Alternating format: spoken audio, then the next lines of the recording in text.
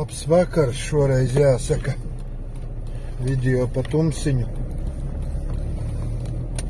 Braucot. Ir domas galvā ienākušas.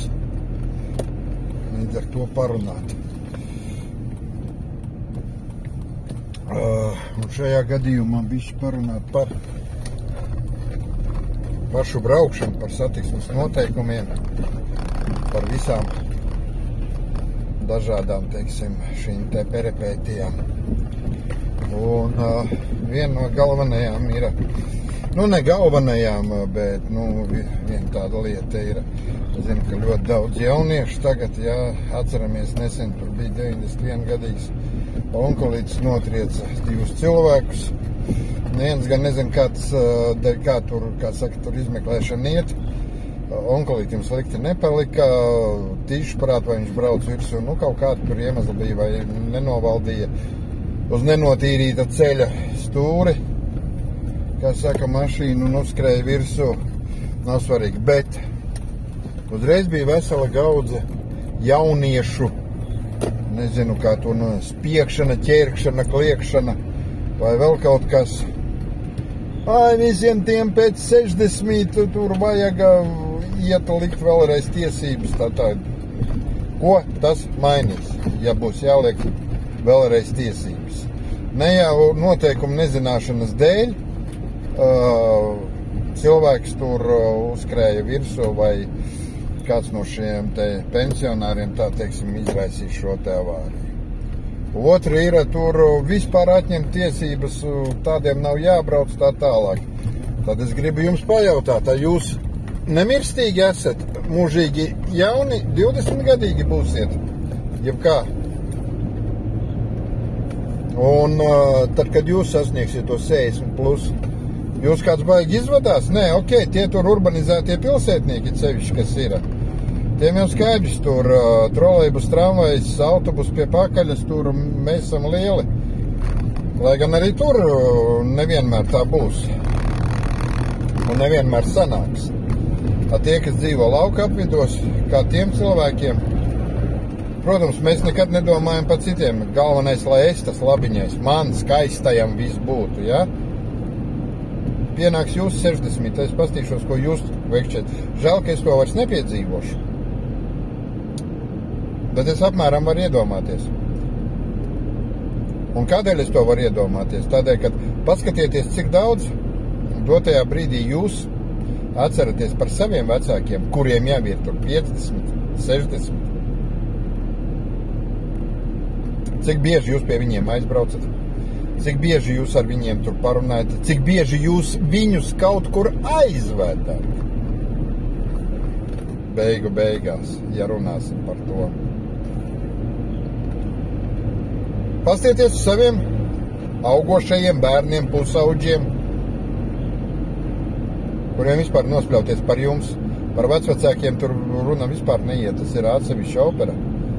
Nē, ne jau 100%, protams, ir normāls ģimenes un viss, bet, diemžēl, lielajā vairumā mūsdienu paaudzes un esošās paaudzes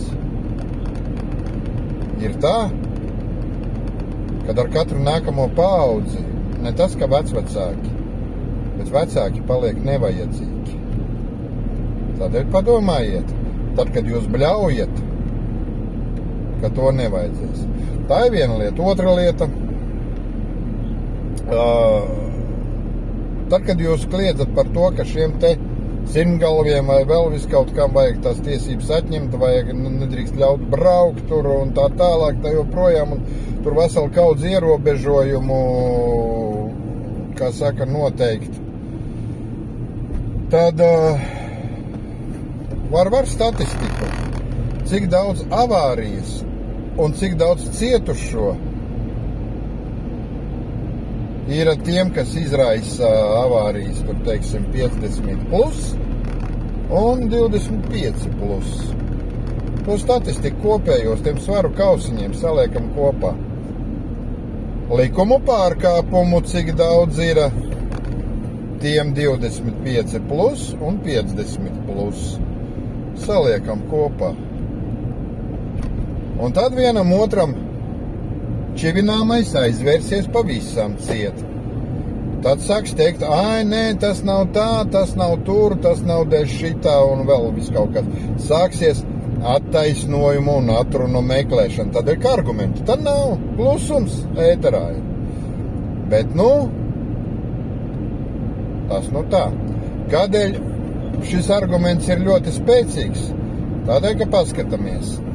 CSDD un CSDD satiksmes ministrija, iekšlietu ministrija sāk stāstīt, cik daudz fotoradarus, vidējā ātruma radarus un citas kontrolējošās ierīces uzstādīs tur uz ceļiem un tā tālāk. Kas ir pirmais bļāvējs? Pirmais bļāvējs ir 25+. Un galvenais bļaušanas teksts ir valstī, kā tikai sodīt, pagaidiet. Uzlikts fotoradars nevienu nesoda. Soda pārkāpējus.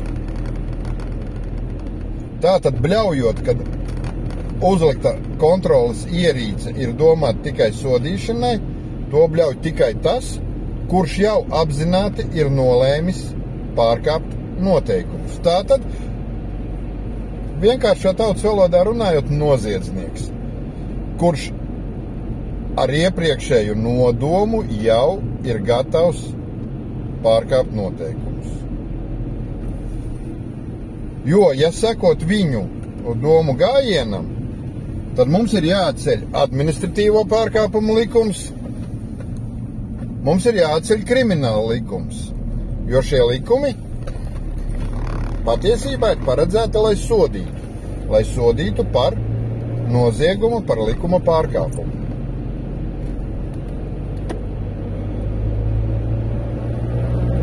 Kādēļ šie paši bļāvēji, kas uzreiz bļauj, ka valstī kā tikai sodīts, jau tiek uzlikts jauns kaut kāds fotoradars vai vēl kaut kas? Ka viņai tikai ka tas ir tikai represīvais līdzeklis sodīšanai?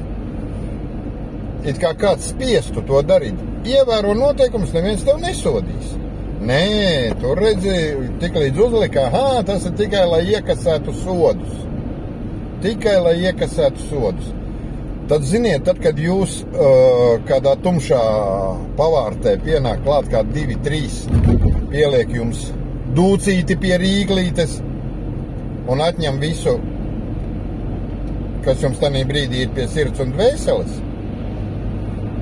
noteikti nav jāskrien pie policijas, nav jāskrien bļaut apkārt, ka policija neko nedara, jo kādēļ viņai darīt? Viņai jānoķer šie te ļaundari, kas jūs tur aptīrīja, un pēc tam jāveic izmeklēšana, prokuratūrai jāsavāc materiāli, jāsniedz tiesai viņi jāsoda. Kādēļ viņi jāsoda ir? Tādēļ, ka viņi izdarījuši likuma pārkāpumu. Tad kādēļ nav jāsoda jūs, kas pārkāp satiksmes noteikumus? Kaut kā neiet aritmētika kopā. Vienkārši skatoties uz šo visu, atklāti var redzēt cilvēku izglītību, audzināšanas līmeni un viņa prāta spējas, kuras ir ļoti apšaubāmas, ļoti minimālas. Jo, ja ir prāta spējas, tā tad ir spējas, ir spēja domāt, spēja būt paškritiskam, spēja saprast cēloņus, cēloņu sakarības un sekas tam visam. Bet šajā gadījumā cēloņi ir atsevišķi, sakarības vispār neeksistē, par sekām domāts netiek. Tā kā tālūk, draugi, tas te tā tumsā braucot, ēnā ir radušās šādas pārdomas. Rakstiet komentāros, ja jums kaut kas cits ir prātā.